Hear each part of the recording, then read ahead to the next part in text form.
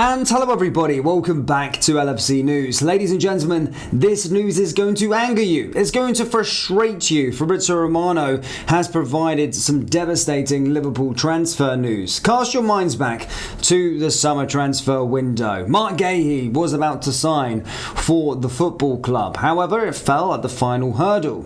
Now, going into January, and I think it's clear to see that Liverpool are in a bit of a centre-back crisis.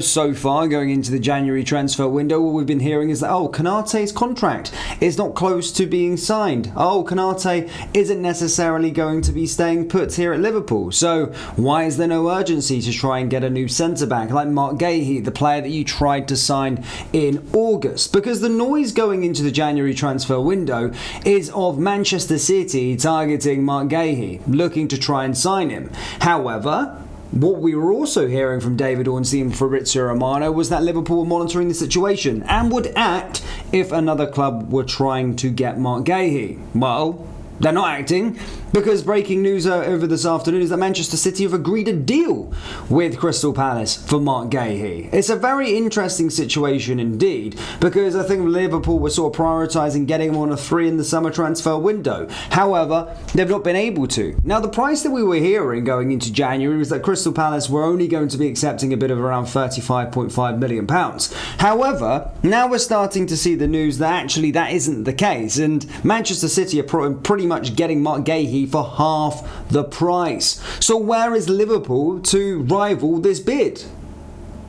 Frustrating. Guys, let's break down this story, but first, please do hit the like button and hit the subscribe button for more.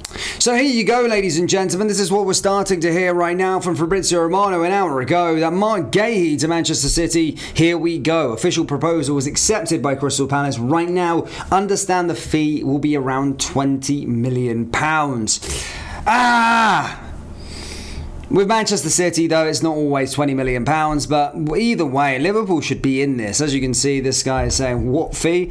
David Ornstein, of course, coming here and saying Manchester City in the process of finalising a deal to sign Marc Guehi from Crystal Palace. £20 million plus bonuses and sell-on. 5.5-year contract. Manchester City intensified pursuit after Guardiola and Diaz injury, so Crystal Palace had to accept or lose the 25-year-old for a free agent in the summer. I just can't believe that Liverpool didn't throw their hat in the ring. We are starting to hear that the fee is closer to £30 million. Manchester City clearly desperate for the player, but I just don't think there's that too many centre backs out there that are as good as Marc Guehi. Especially this, I know this term Premier League proven isn't always the case, but again, I do think this is a blow, especially with what Liverpool have needed so far this season. But yeah, super frustrating. But guys, do let me know your thoughts in the comment section below. In other news, Andy Robertson's openness over his Liverpool future has been met with warm praise from Arne Slot, with the head coach describing the left-back's recent comments as very mature and reflective of a player who fully understands both his standing at the club and the realities of his current situation. Speaking to reporters earlier this week, Robertson offered a refreshingly honest assessment of where things stand as his contract edges towards its final months. With 5 months remaining on his current deal, the Scotland international confirmed that discussions are ongoing but stopped short of offering any certainty. I've got 5 months left and we need to see the option to stay, or if there's options to go and things like that, Robertson said, acknowledging that while his preference is to remain at Anfield, nothing can yet be taken for granted. That honesty extended beyond contract matters. Liverpool's vice-captain also addressed his role within the squad and his reduced presence in the starting 11 this season. While making clear that sitting on the bench is not something he enjoys, Robertson admitted it is nothing I've been surprised by, a nod to both competition for places and the natural evolution of a squad undergoing change. Slot, speaking at his pre-Burnley press conference, was keen to highlight the tone and substance of Robertson's comments. I have to give him a big compliment about the things he said, the Dutchman explained. Very mature, and I could understand everything he was saying. For Slot, Robertson's mindset is exactly what he expects from players who find themselves rotating rather than starting every week.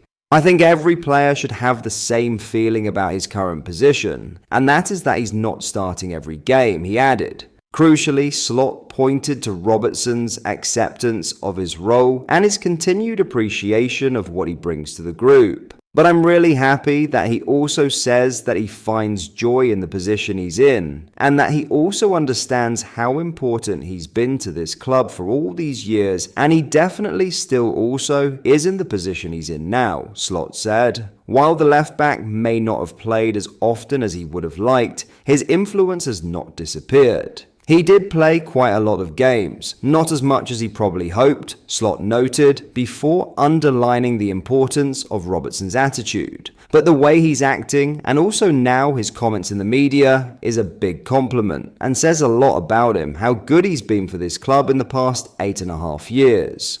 Those 8.5 years have been defined by consistency, intensity, and leadership, and they almost came to an end last summer. Robertson was the subject of serious interest from Atletico Madrid, with an offer placed on the table. After discussions with his family, however, he chose to remain on Merseyside, fully aware that the new season would bring fresh competition. Liverpool's £40 million signing Milos Kerkez arrived as a long-term option on the left, and while the Hungarian has taken time to settle, his presence signalled a shift towards succession planning. That context made the end of the season and the expiry of Robertson's deal feel like a natural breaking point. Yet there remains a genuine possibility that his Liverpool story is not finished. The relationship between player and club appears strong, something Robertson himself alluded to when discussing negotiations. The relationship is good, he said, emphasizing that talks are not framed around proving points. It's not quite what do they need to show me and what do I need to show them, as we've shown each other more than enough respect over the last 8.5 years, and we'll see what comes. For Liverpool, that respect is built on years of service at the highest level. For Robertson, it is rooted in an understanding that roles change, minutes fluctuate, and competition is unavoidable.